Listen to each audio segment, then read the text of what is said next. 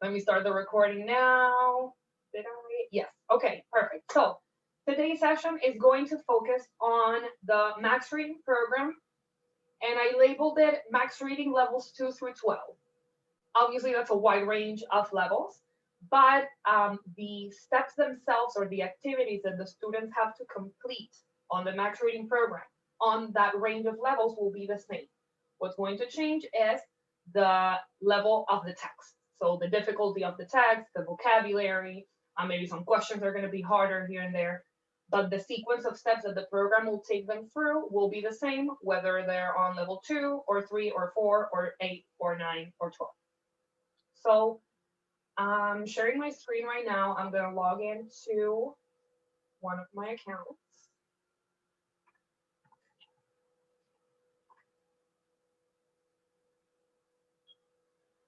And I'll go into max reading. Oh, sorry, to my max first. And then I'll access max reading.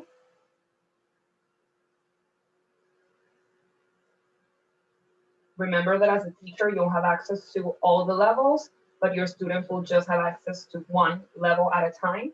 And these recommended readings that they'll always be able to see will be taken at random, but from the level that they're assigned to.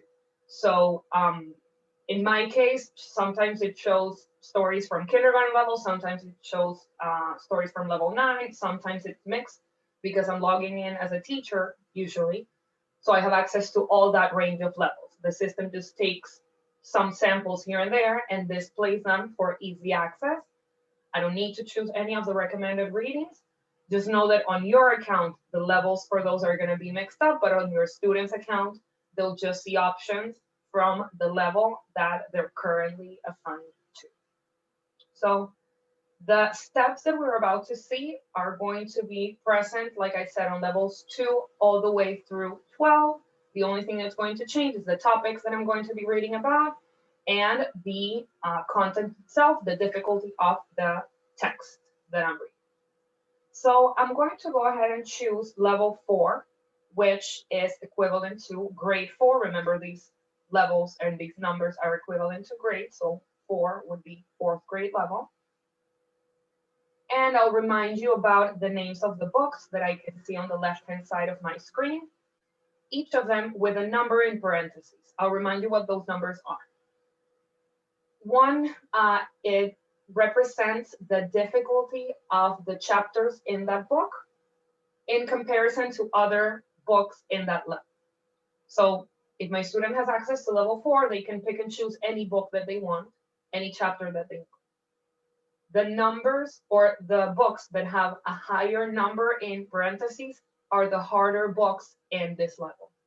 The numbers that are lower mean that the books, the content is easier.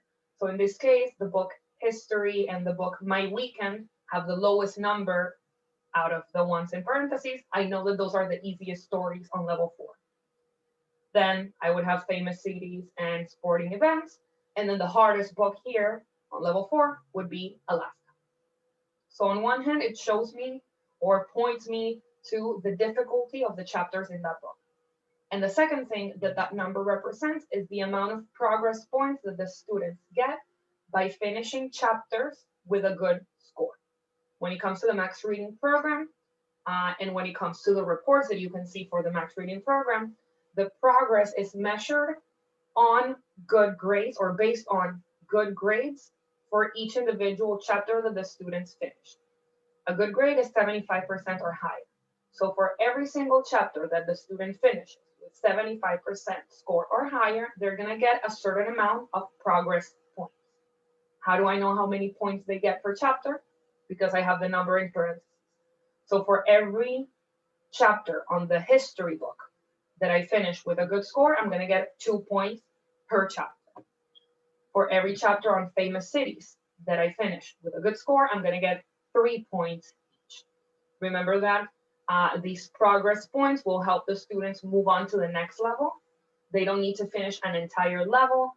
They don't need to finish a specific amount of chapters. They just need enough progress points to unlock the next level. In this case, it would be level 5.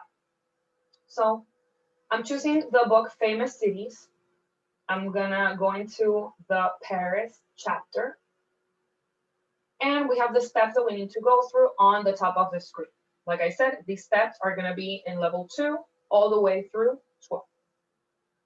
I'll start with the vocabulary words, then I'll read the story, then I'll highlight it, then I'll get my score for the highlighting, and I'll be able to do a self-check.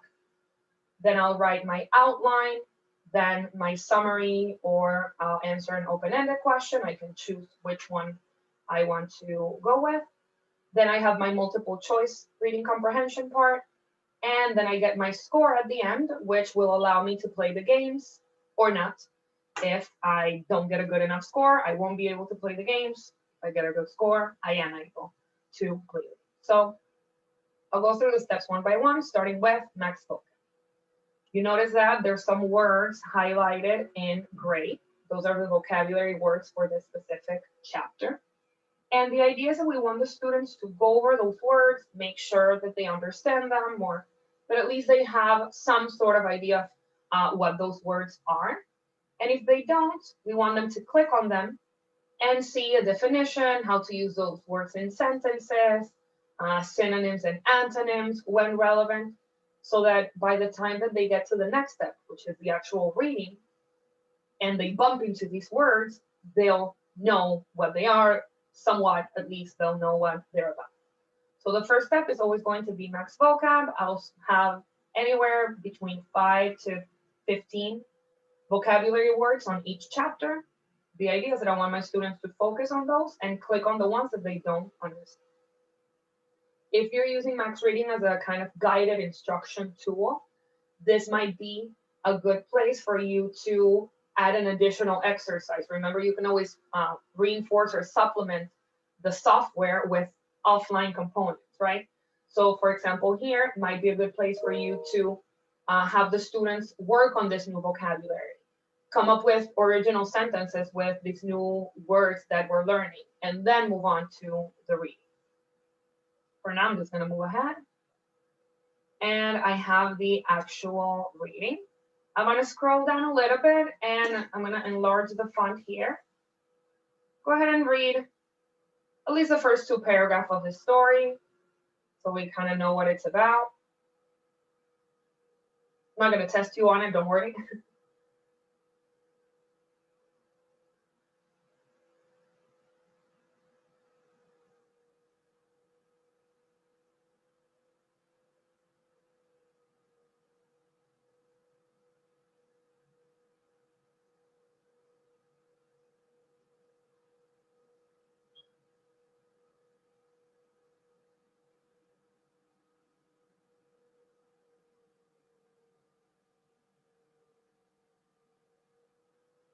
Scroll down a bit for the last paragraph.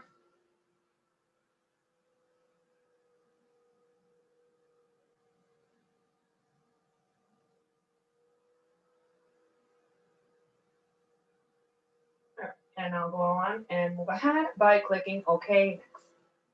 And this is where I get to the highlighting. Remember, the highlighting is going to be a very useful strategy that will help students with a variety of different skills, with, of course, identifying important information, but also with focus and retention and comprehension. And it's a skill that is not only useful for Max Scholar, but of course, with any text, any book that they might be reading, it's always important and crucial for comprehension to be able to get the important bits of information from the text. So it's a strategy that, and I always say this, is not an exact science. There is some subjectivity factor that plays into it. But the goal here is to not get a perfect score. Remember that I am going to be scored on the highlighting, but the goal is to improve my highlighting as I go, as I practice, and as I do more and more chapters, because of all these hidden benefits, let's say, because of all these skills that it helps me develop and improve. I don't need the perfect score, because even if I get a 75% or an 80% or an 83%, I'm still getting so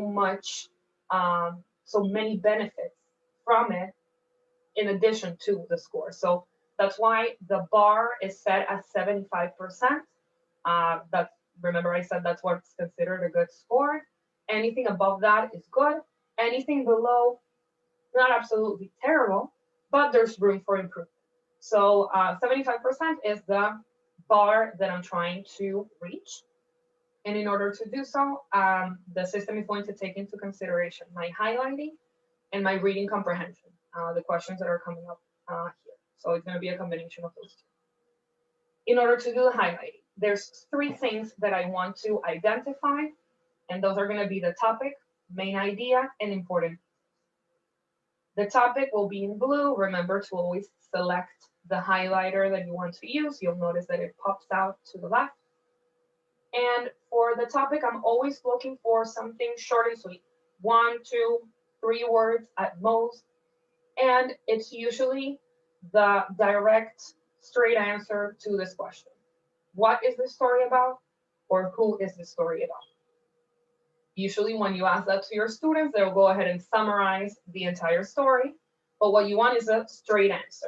In this case, I'm talking about a specific city, right? So if I was to choose one word, or like I said, maybe 2, maybe 3, usually we focus to, or we tend to stick to just one.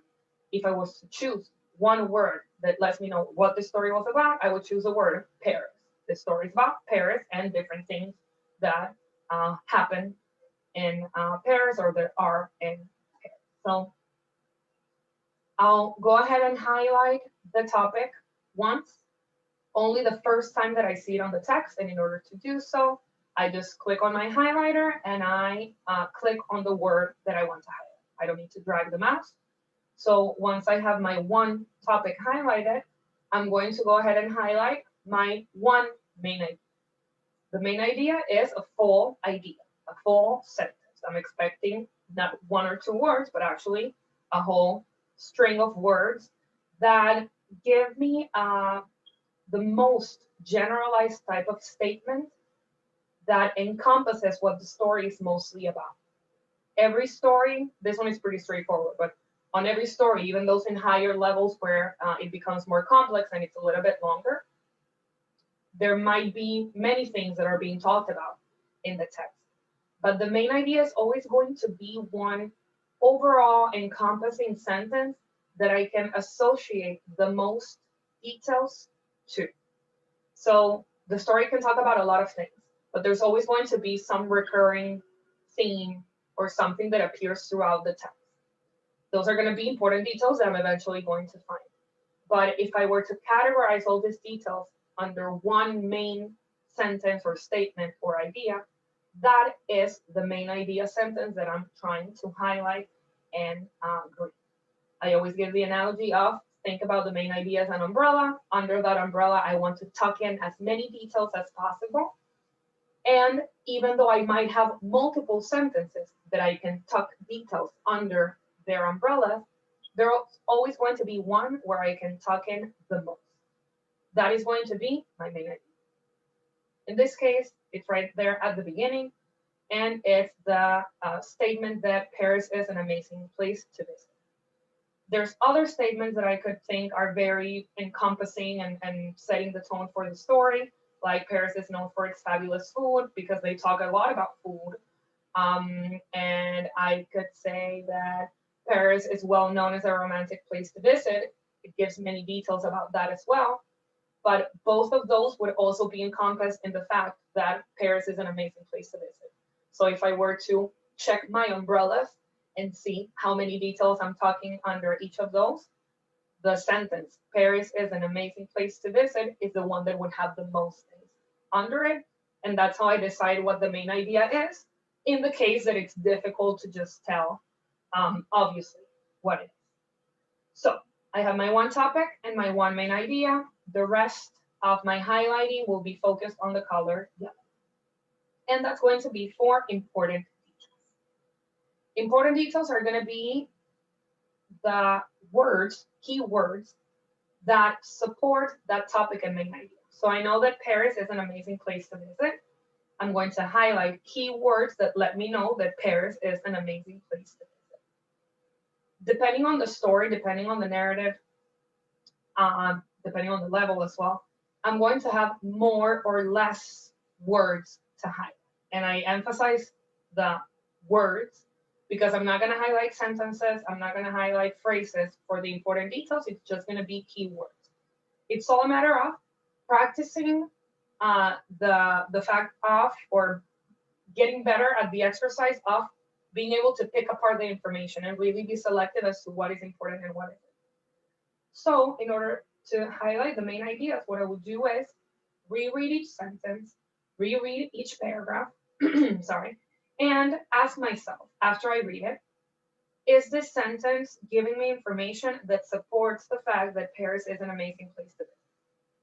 If it does, then I'm going to ask myself a follow-up question. Which specific words carry that information, that supporting information? And those are the words that I would highlight. Not every word is going to be carrying information. So that's how I would highlight things in yellow. But then if I read the sentence and I think that it doesn't support the fact that Paris is an amazing place to visit, I'm not going to highlight anything there and I'll move on to the next. So I have the first sentence is already highlighted. Paris is an amazing place to visit. I'm going to go on to the second one. Paris is the capital of France. It's an interesting fact, but it doesn't necessarily tell me that it's an amazing place to visit, at least not in my opinion.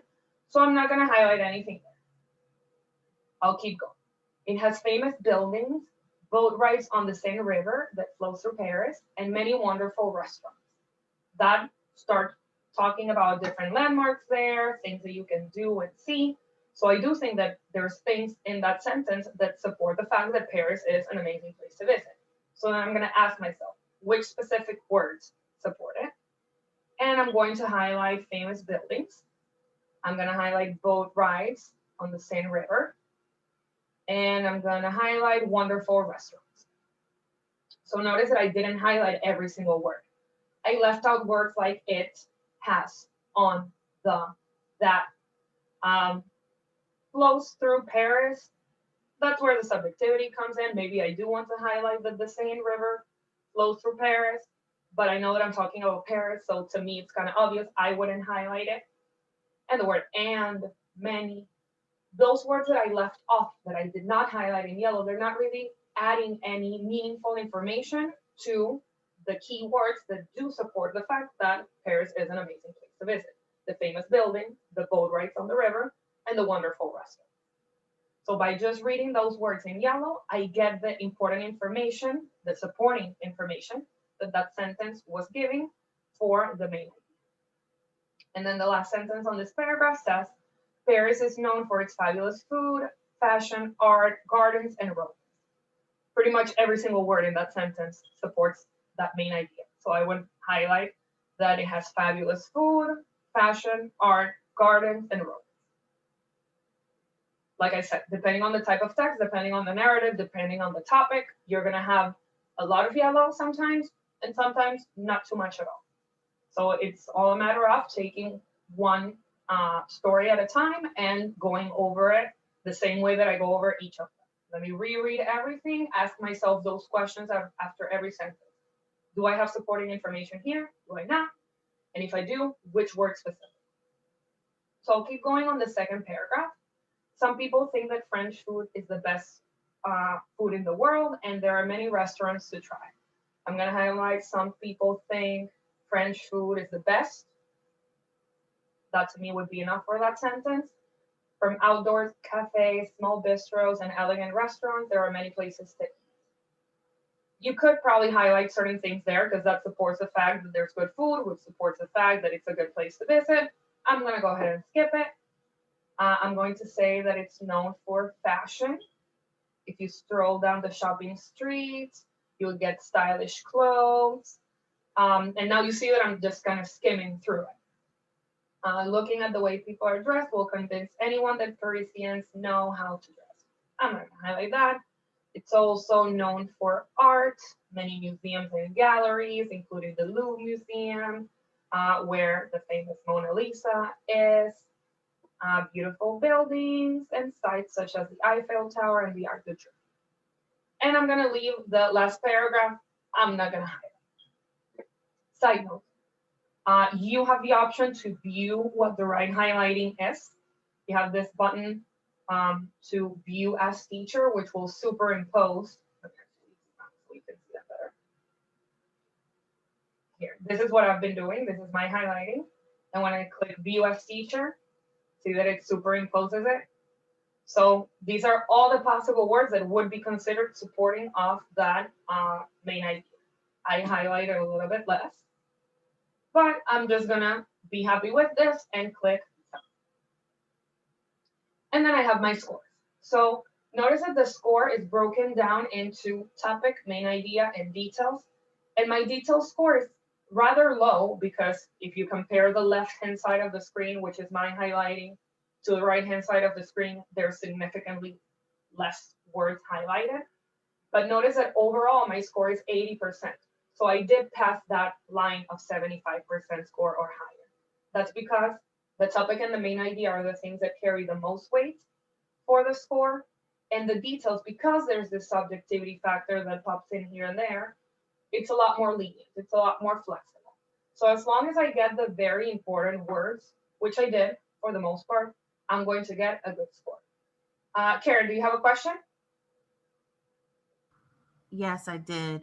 Yeah. As far as you're saying, the highlighting piece, is there sort of like an automated voice that guides the kids, like as they're highlighting, or even as they're going through these steps, or is it for them to pretty much they have to know that this is what I'm getting ready to do? I'm going to give what the topic is, what the main idea is, and then highlight like on their own, or is there some sort of like automation, especially like for the younger kids?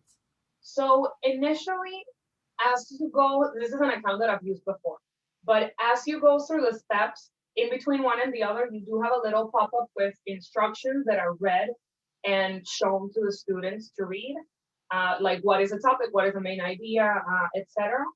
But my recommendation for teachers is that you always model a few of these exercises for your students so that they know what they're supposed to do.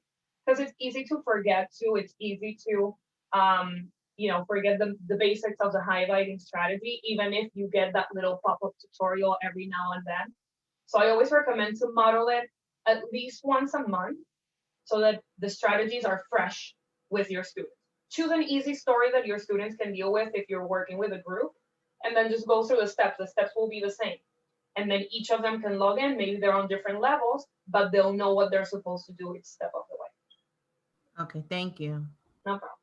And also, side note, for this modeling portion or guided instruction, you might want to rely on this printer icon that you have on the top right, because that will allow you to print any step of the way. So I also sometimes recommend that as you're introducing students to it, you might want to turn off the highlighting on their accounts, which you can do on the settings. And in that case, they just move from the reading to the outline or from the reading to the questions, depending on the level that they're on. But my point is, they're not going to be held accountable for a highlighting score. So maybe you want to turn it off initially, teach them how to do it, model it for them, print the story for them so that they learn the highlighting by hand, and then enable it again so that they can work on that independent job. So at this point, like I said, I get my score. I can kind of compare what I did on the left with what I should have done on the right. And then I have different exercises. This is the type of screen that I was referring to, Karen, the one that has initial instructions in between one screen and the next. So here Okay. I would see how to write the outline. I usually just X out of those. And you'll see that there's different text boxes that I can use to pretty much organize the information of what I just read. I know that for some teachers and for some grades, this is something that is too hard for their students to do independently. Same thing with the upcoming writing exercise that is after this one. And if that's the case, your students can just click OK next and move on. It's like a skip button. They don't have to do it. If they do write something here, whatever they write will be saved on their reports, and you'll be able to pull it up later on and give them feedback, review it, or whatever it is. But my point being, the outline and the writing exercise is not mandatory. Neither of them are. And they're also not scored automatically by the system. But whatever the students write will be saved and accessible to you on the reports system. So on the outline specifically, what we want them to do is use the text that they have right there for reference to organize the most important ideas or content information that they learned in this text. The topic is Paris. The fact that I have things highlighted will help me kind of draw my eyes to the important bits of information that I might want to list here. Give me 1 second. Mute my notifications here. I don't know if you can hear the little people. All right, there we go. So the topic is Paris. And then you can see that I can add ideas and details. And for either of those options, I can add more ideas and add more details. Initially, when we're working with, let's say, easier text, shorter text, I might want to just stick to the main idea and then list 3 important details under that idea. That's the bare minimum that we want. We want a topic, an idea, and 3 supporting details. But as you go up the levels and the text become longer and more complex, you're going to want to add more ideas and more supporting details under them. But as a starting point, and this is also something that you should model for your students, maybe do it as a group where you ask them for their feedback, you ask them for these important details that you're going to list here. Maybe you can write it as they tell you the answers or they tell you what to write. But fact is that the minimum amount of things that I would like to see on an outline are the topic, going to be 1, of course, and at least 1 idea and at least 3 supporting details for that idea. In this case, I'm just going to stick to the main idea and say that Paris is an amazing place to visit. And then I'll have different details that support that. My eyes go directly to the yellow words. So I'm going to say that there's famous buildings. I'm going to say that there's great food. And I'm going to say that there's a lot of art too. So as you can see, I just use keywords. But this is a creative writing type of open format. So you can have your students write full sentences only. Remember, you'll be able to see what they write on the report system. So you'll be able to see if they wrote keywords or if they wrote full sentences. Strategy or little exercise that you can teach to your students is a writing strategy and a self-check strategy that we call CUPS. If you've been through an OG training with us, you've probably heard about it already. It stands for capitalization, organization, punctuation, and spelling. I'll repeat that. It's CUPS, capitalization, organization, punctuation, and spelling. And it's an easy word for students to remember. And it's something that they can apply on every writing exercise that they do. Once I write things, for example, my outline, I'll check for CUPS. I'll check, did I capitalize sentences? Did I organize my thoughts and ideas? Did I use punctuation properly? And did I spell things correctly? So I have the CUPS, capitalize, organize, punctuation, and spell. Now I'm going to save my progress here and move on to the next step. And here I have 3 options to choose from. A summary, which if I choose that, I'll have the outline that I just wrote. An open-ended question or a general question. And for either of those options, I'm going to have an empty text box and my text there for reference so I can support my answers, find additional information if I needed to. But remember that I said this is optional. So I'm just going to go ahead and skip it. I'm not going to write anything right now. And then I'm going to have my questions. So here we have the main idea.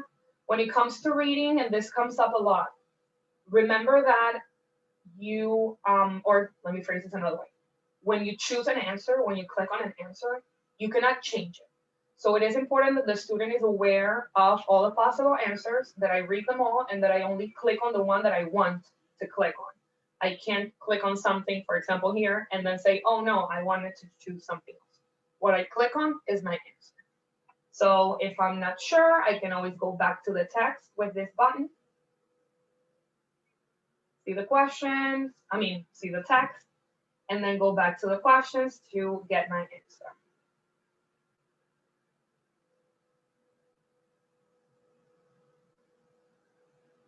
So I'll get through these. And I always want to get a good score because, as I already know, the last step that I'll go through when I get my score is the games. And I'll only be able to play the games if I get a good score. So green score, pretty much I like the color coding. So green scores, it's good. That means that I passed that 75% line. I'm going to be able to play the games, and I'm going to get the progress points for this chapter. Remember, every chapter that the students finish with a score of 75% or higher, in this case, a combined score between the highlighting and the question of 75% or higher, will give them progress points. The progress points that I was able to see in the number in parentheses when I first entered this book and this chapter. So because I got a good score, I'm able to play the games. And those, as you know, will be vocabulary games. There's 3 options here. I'm opening them here in different tabs. First is Hangman, where you'll get a definition of the word and then some tiles that are missing from it. And then I just use my keys to, I'm not even reading it, cause someone to believe in.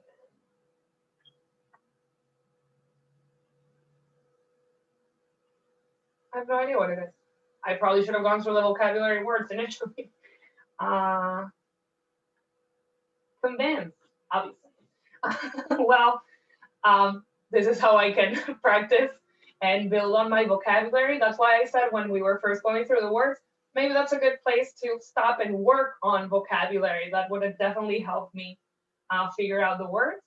So on that blue banner is the definition, and I'll use my keys to fill in the word. Then on definitions, I'll have 4 words. For definitions, I need to drag and match them correctly. And then I have the word search game, where I'll have 10 words that appeared in the text, and I need to find them all. Here, they can be in any direction, so it can get a little tricky. This one just jumped to my eye. So, it's a little activity, a couple little activities for students to kind of reinforce their vocabulary. It's a reward for them after they got a good score and after they went through all those steps, they get to play some activities.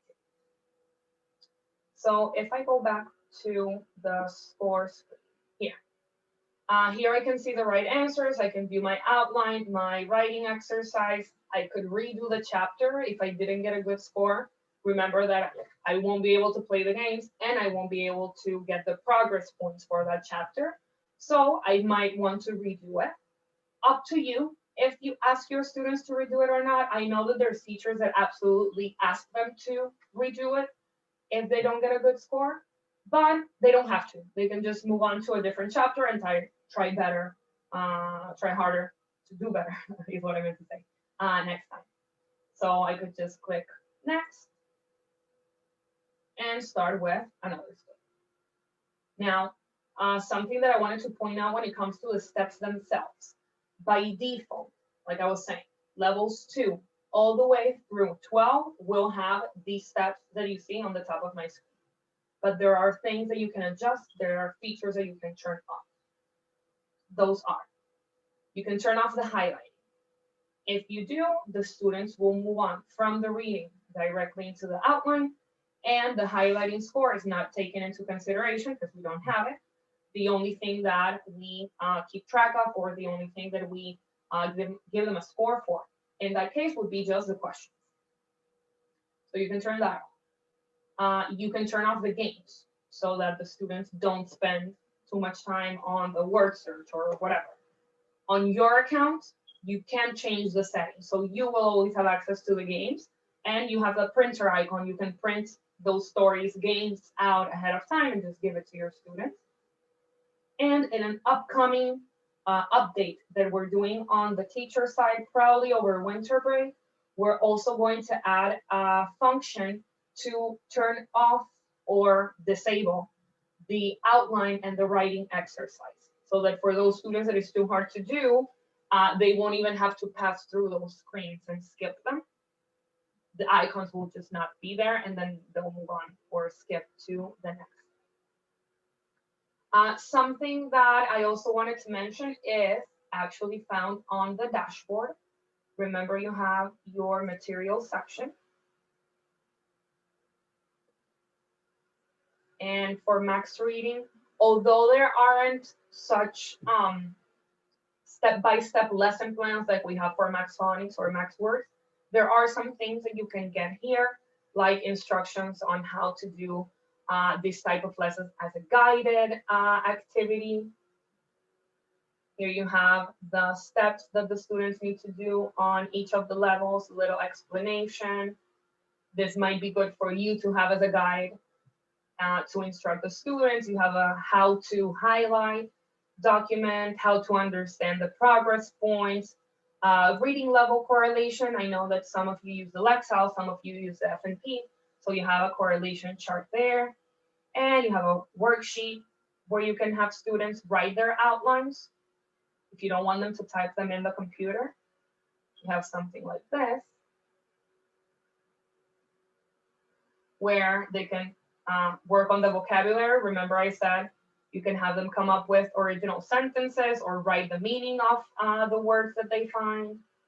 Here is where they can kind of summarize or extract important bits of information from the story, keep track of their highlighting score if they have it. And this is a Word document, you can edit it. And they can list important details. You can do a similar worksheet for the outlines and for the summaries and all of those. So you do have some supporting documents here. So just as a quick recap of what we've seen today, and I know, Linda, you said that you were teaching up until recently, so I will be sending you the recording. I'm gonna go back to max reading, and remember the steps that we saw are relevant for all levels or any level in the range of 2 through 12. 2 is second grade, 12 is 12th grade. Every number and every level in between is equivalent to a grade. So here, if I went to level 6, for example, I'm going to have different books. Remember that number in parentheses is the one that lets me know which chapters or which books are harder or easier. The higher the number, the harder the book. The lower the number, the easier the book. And your students can pick and choose from any of the options that they have on the screen. That number in parentheses also represents the amount of progress points that they'll get when they finish those chapters with a good score. So the Paris story that I just finished, I finished it with a good score. That would give me the progress points that appeared in parentheses. So when my teacher is pulling up my report, they'll see that I finished the Paris chapter. They'll be able to see my highlighting, the questions that I answered right or wrong. And they'll be able to see that I have 3 progress points, which is 3 points closer to unlocking the next level. Usually, for the most part, it's 100 points in between one level and the next. So they do have to finish quite a bit of exercises to get there. And on, actually, this is the wrong account.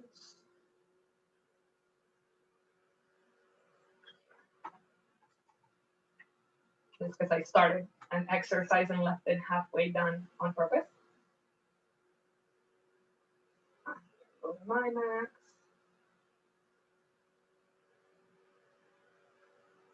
I don't know why I got kicked out there.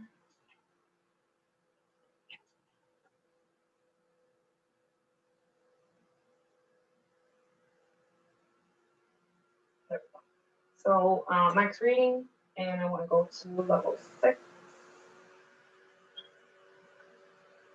And I have the apps book.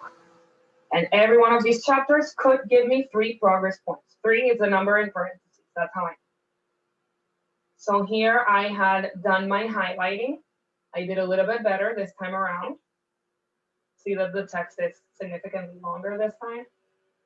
And then the steps are the same. I would have had vocabulary words at the beginning. I would have read the story.